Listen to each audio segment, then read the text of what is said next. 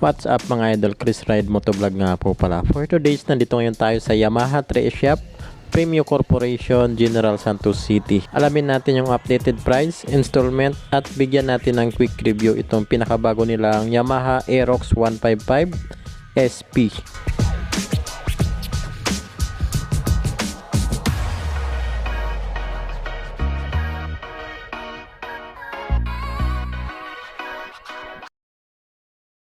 So ayan, dito na sa ating harapan ang pinakabagong Yamaha Mio Aerox 2025 SP or turbo version ng Yamaha Mio Aerox 155 2025 model. Napakaganda, napaka-astig mga idol. Ayan no. So ang kulay po pala nito is navy blue, tapos meron po siyang decals na manipis na kulay red. At itong mapapansin nyo yung dito sa harapan itong red. Ayan no, parang winglet. Tapos yung mga ilaw po nito, headlight, signal light, lahat po ito gumagamit na ng LED. Hindi na po sa gumamit ng halogen bulb. Naka single channel ABS pala ito mga idol. Napakaganda ng front telescopic niya, mas pinalakihan na rin. Paras na po sa Yamaha NMAX. Pagdating naman sa braking system niya dito sa harapan, naka hydraulic disc brake, single pot piston caliper, and then equip po yan ng ABS. Ito naman po yung mags niya. 14 inches po yan at yung size naman po ng gulong is 110 by 80. Napakaganda ng kulay niya mga idol. Wow. So yung ano niya, yung katawan niya, yan oh, napaka-brusko pa rin. At may nabago din dito sa side ano niya, fairings. Ganda. Yan oh, napaka-brusko talaga mga idol. Ito yung gusto ng karamihan. May maninipis po sa dito na sticker like nito yung BBA. Dito naman yung liquid cooled. Din dito banda mga idol. Ayan oh, naka matte black pero makinis. Yan ang ganda ng ano nito guys, ng mga plastic, makakapal. Ayan oh, ganda talaga ng mga edge ng kanyang fairings. Ayan oh, lupit. Iba talaga yung Yamaha Mio Aerox yung datingan niya. Yan, ito naman po yung cooling system niya. Iba rin yung cover ng kanyang ano, radiator. Yan. Pero yung tambutso niya, ganun pa rin po yung design sa version 2. Taillight tsaka brake light na iba na rin. Pero yung korte niya, ganun pa rin mga idol. Pero yung design ng kanyang taillight tsaka brake light parehas na po sa R15 sports bike. Ayan. Taillight tsaka brake light, LED po yan. At ito naman po yung design ng kanyang back fender. Yan o. Pagdating naman sa rear suspension nito, napakaganda kasi naka-sub tank na siya. Meron na siyang cup. Napakatindi niyan mga idol. Pagdating naman po sa braking system niya dito sa likuran, napakaganda kasi naka hydraulic disc brake, single pot piston caliper na siya. Dati po kasi naka drum brake lang yan, ngayon naka disc brake na. Ganun pa rin po yung size ng gulong niya, 140 by 80. Hindi, napakaganda kasi nasa 14 inches pa rin po yan. Napakalapad ng gulong at makapit.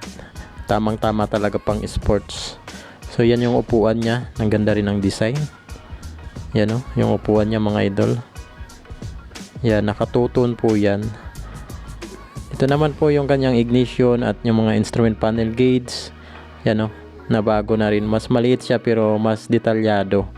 So sa ano naman po dito sa mga switch, yan o, meron po sa ditong menu. Yan po yung menu niya. At yung mga switches, navigation, meron na rin po siya. And then meron siyang dalawang mode.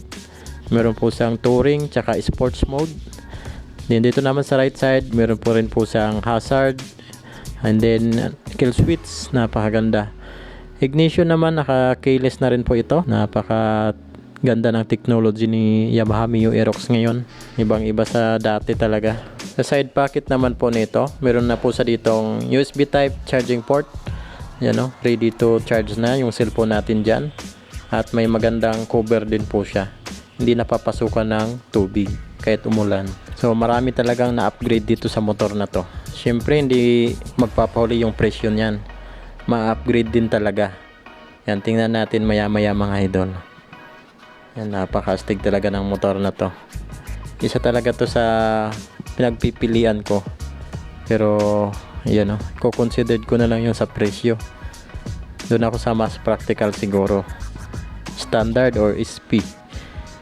Ayan, so pormahan talaga, the best talaga yung forma ng Aerox. So dito na tayo sa price tsaka installment. Dito pa rin tayo nag-inquire sa Premium Corporation, Mio Aerox.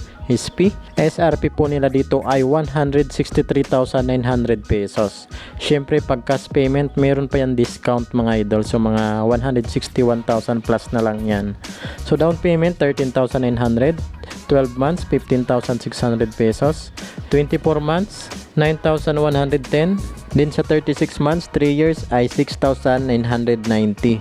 So yun na po yung installment niya. So sa mga freebies naman po nito, free helmet, jersey, tipil insurance at 3 years LTO registration. Grabe kung ano yung kinaganda niya. Ganun din yung kinamahal niya mga idol. Yan o, picture na muna tayo dito. Yan, so sa iba naman tayo, unit. Ito naman po yung MT-15. Grabe, pinakabagong kulay. Kulay at decals lang din naman yung nadagdag. Yan, pero ang ganda ng kulay puti. Unique yung design niya mga idol. Ito talaga yung gusto ko sa Yamaha. Pagdating sa combination ng kulay at decals, talagang malupit sila gumawa mga idol. Yan yung MT-15, 180,000 yung cash price po. Down payment 20,000. Grabe, ang ganda na ng motor na to mga idol. Yung mags niya kulay blue. So ito naman po yung MT-300. Ayan o, MT-3 Master of Torque, 286,000. Grabe naman yung presyo na yan. Big bike talaga yung presyohan mga idol. Yan, okay na yan. So ito naman po yung XSR 155. So silipin natin yung presyo, 182,000. Ang macho. Ito, ibang iba talaga itong motor na to. So ito na yung pinakamabentang motor, inaabangan ng lahat. Sniper 155. So yan na po yung cash price nila. Yan o, dalawang kulay po ito. Ito po yung ABS variant. Ayan o, 143,000. Ganda. So NMAX. Ito naman po yung NMAX na TechMax, yung turbo version nila. Yan o, 175,000 yung SRP. Wow. Ito naman po yung standard, 155,900 pesos ng Yamaha NMAX 155. So ito naman po yung lumang Mio Aerox. Yan o, naka-ABS po yan. Ang price po nila dito ay 146,000. So konti na lang, doon na lang tayo sa turbo, yung 2025 model. Para sa akin, doon na lang ako sa turbo. Yan, ito naman po yung pinakabagong Yamaha X-Max 300cc po. Tingnan natin yung presyo. Nasa 311,000. Yan o, presyong talaga, mayamanin. Yan po yung presyo niya. Pero ang astig talaga, ang binili mo kasi dito is yung comfort, power at yung design. Talagang napakaganda ng mga motor ng Yamaha. So ito naman po yung sa Mio Gravis. Bumaba yung presyo po nito. Tinapat nila sa Honda Click, 84,000 na lang din.